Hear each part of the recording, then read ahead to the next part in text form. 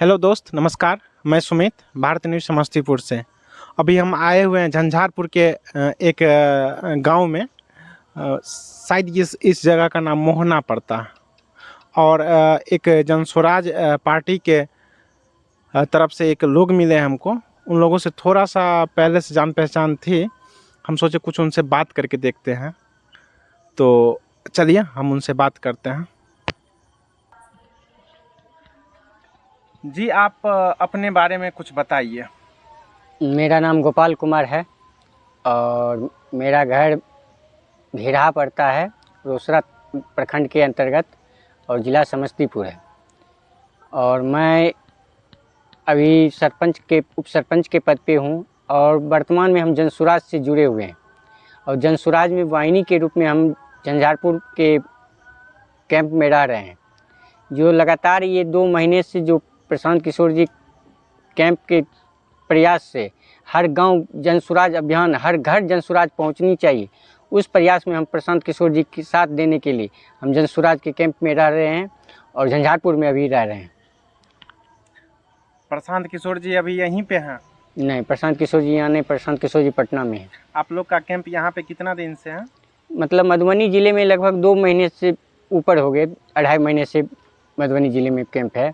पहला हम लोग का कैंप जो लगा खजौली में लगा, मधुबनी ज़िले के खजौली प्रखंड है, खजौली में लगा।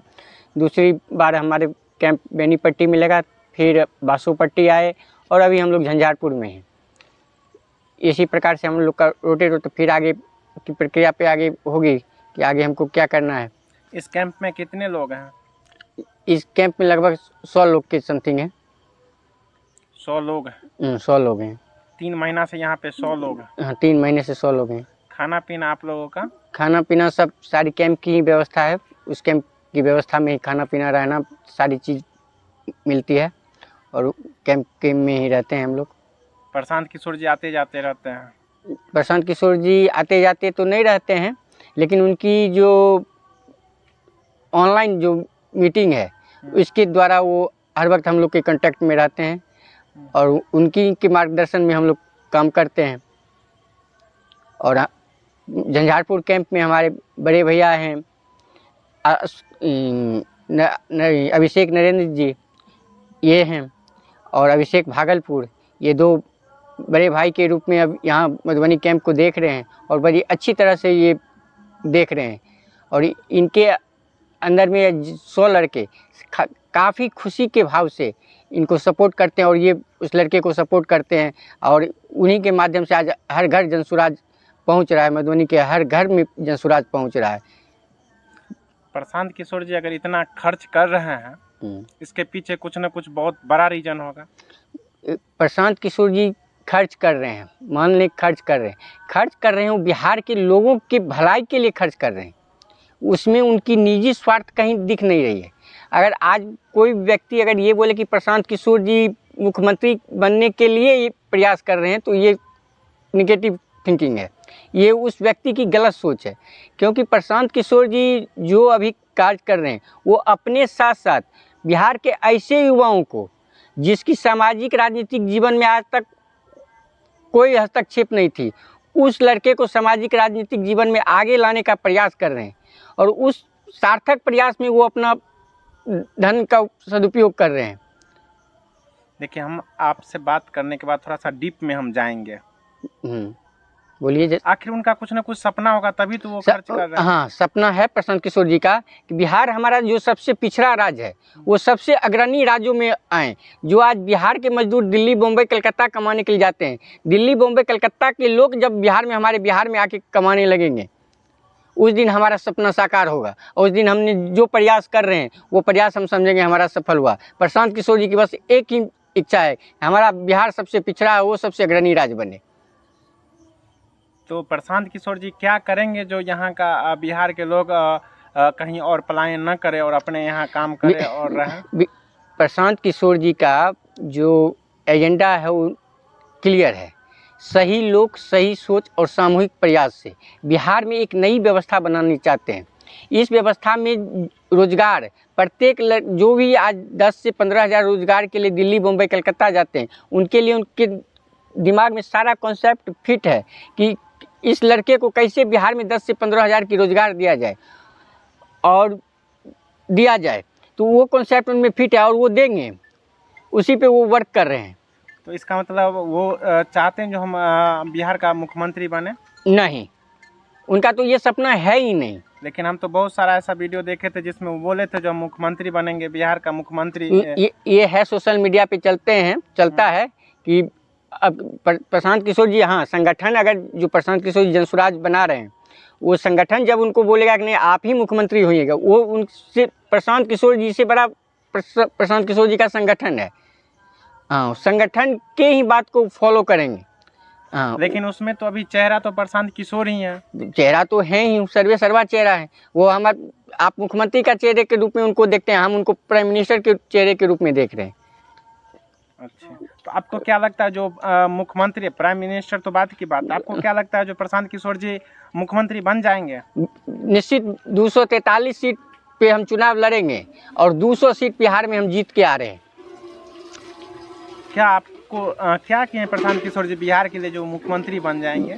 बिहार के लोगों के लिए, बिहार के युवाओं के साथ जो अभी वो संबंध बना रहे हैं, बिहार के युवाओं को जो बता रहे हैं, हर घर जो जनसुराज, क्योंकि आज तक जितने भी राजनीतिक दल बिहार में हुए हैं, वो आज तक अपने निजी स्वार्थ के लिए राजनीति किए और चुनाव जीतने के बाद वो अपना निजी संपत्ति बनाने में और निजी स्वार्थ के लिए वो अपना व्यस्त रह गए।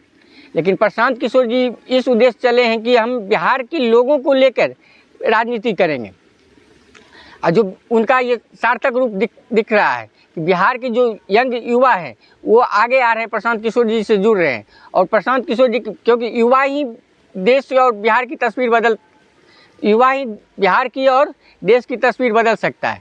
जो बिहार के युवा हैं वो प्रशांत किशोर जी के साथ जो जुड़ रहे हैं, ये प्रशांत किशोर की सबसे बड़ी ताकत है। और इसी ताकत के बल पे वो कहते हैं कि हम चुनाव 200 सीट पे जीतेंगे, युवाओं के बल पे। 200 सीट पे? हाँ, उनका टारगेट है जो 200 सीट पे जीतना है। हाँ, 243 में 200 सीट पे हम चुनाव जीतना है। प्रधानमंत्री जी का टारगेट था 400 पार।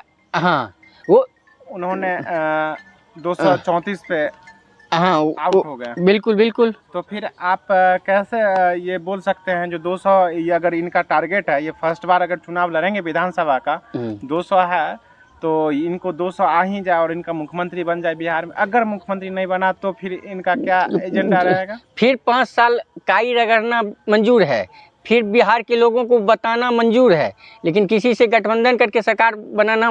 निगेटिव थॉट को हम हटा रहे हैं, यहाँ पे पॉजिटिव लेकर के चले। अगर वो मुख्यमंत्री बन गए तो क्या आप उम्मीद रखते हैं उनसे? अगर वो मुख्यमंत्री बनेंगे तो उनकी सबसे पहला काम जो है, वो कह रहे हैं कि बिहार में प्रत्येक पंचायत से 8400 पंचायत बिहार में हैं, प्रत्येक पंचायत से 1000 लड़कों को हम साल भर के अंदर जॉब देंगे लेके। उनका सबसे पहला एजेंडा है।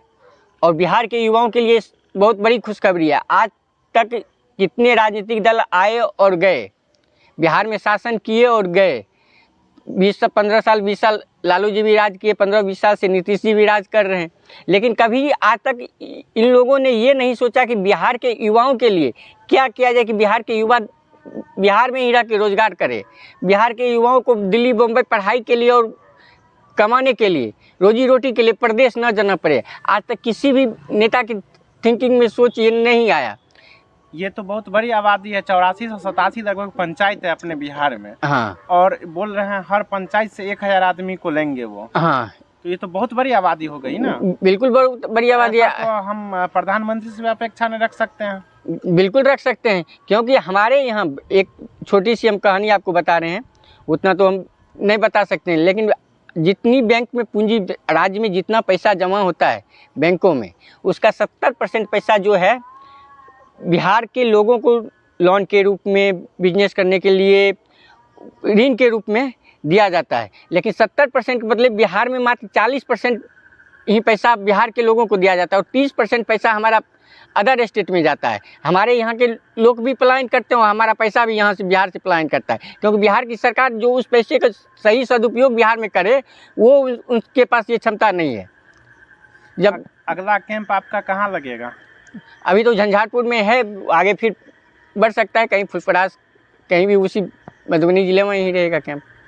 आगे का कैंप आपका जहाँ भी लगेगा वहाँ पे हम आएंगे अपने टीम के साथ। बिल्कुल बिल्कुल स्वागत है। और यह संदेश आप प्रशांत किशोर जी तक पहुँचाने का प्रयास कीजिएगा। बिल्कुल बिल्कुल करेंगे, और मेरे 100%। चैनल के बारे में उनको बताइएगा। बिल्कुल। जो हम डिबेट में बैठे हुए थे और मेरे साथ भारत न्यूज समस्तीपुर से सुमित जी थे और वो हमसे कुछ क्रॉस क्वेश्चन किए थे। हम जानते हैं आपका जन स्वराज पार्टी बहुत बड़ी पार्टी है और यह पार्टी लगभग स्वराज का पद यात्रा जो है काफी दिन से, लगभग कितने दिन से चल रहा था? लगभग 18-19 महीने से चल रहे हैं पद यात्रा खत्म हो चुका है। पद यात्रा अभी खत्म नहीं हुआ है। अभी पद यात्रा मधेपुरा में जाके मधेपुरा में स्टॉपेज क्योंकि आचार संहिता लग गया जिसके कारण पद यात्रा रुक गई और फिर नेक्स्ट 16 तारीख से जो है पद यात्रा का आरंभ हो रहा है। इस अभियान का एजेंडा क्या था? उनका अभी उद्देश्य सही लोग सही सोच और सामूहिक प्रयास। अभी माननीय प्रशांत किशोर जी जो कर रहे हैं वो एक कुम्हार का काम कर रहे हैं।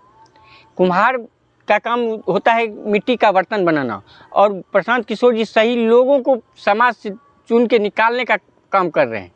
सही लोग जब निकलेंगे समाज से और पॉजिटिव थिंकिंग के साथ और जब सब मिल के हम प्रयास करेंगे तब जाके एक बिहार में नई व्यवस्था बनेगी। और इसी प्रयास में ये प्रशांत किशोर जी लगे हुए हैं कि सही लोग को चुन के बिहार में उनके लिए शिक्षा की व्यवस्था, रोजगार की व्यवस्था, जो वृद्ध लोगों को 400 रुपया पेंशन मिलती है कम से कम 2000 रुपया वो पेंशन मिले। इस प्रकार के प्रयास के लिए प्रशांत किशोर जी लगे हुए हैं और उनके साथ जो और वाहिनी के मेंबर हैं, पदयात्री हैं, सोशल मीडिया के वर्कर हैं, सभी अपनी तन्मयता से इस काम में लगे हुए हैं कि नहीं बिहार के लोगों को बिहार में ही रोजगार मिले। इसके लिए बिहार के युवा भी आगे आ रहे हैं और बिहार के लोग विकल्प के रूप में प्रशांत किशोर जी को देख रहे हैं। जन स्वराज को आप एक लाइन में डिफाइन कर दीजिए। जन स्वराज का मतलब जनता का सुंदर राज। नेताओं का राज नहीं, जनताओं का राज होगा। अब बिहार में जनता का राज होगा। गोपाल जी, आपसे मिल करके हमें बहुत खुशी हुई और मिलते हैं हम अगले आपके कैंप में। बिल्कुल बिल्कुल 100% में चलेगी और सारी बातें। अभी तक के लिए धन्यवाद आपको। धन्यवाद। डिबेट में आप बैठे, आप यह खबर जो है उन तक पहुंचाने का प्रयास कीजिएगा। बिल्कुल चैनल के माध्यम से बिल्कुल बिल्कुल पहुंचाया जाएगा। धन्यवाद। धन्यवाद।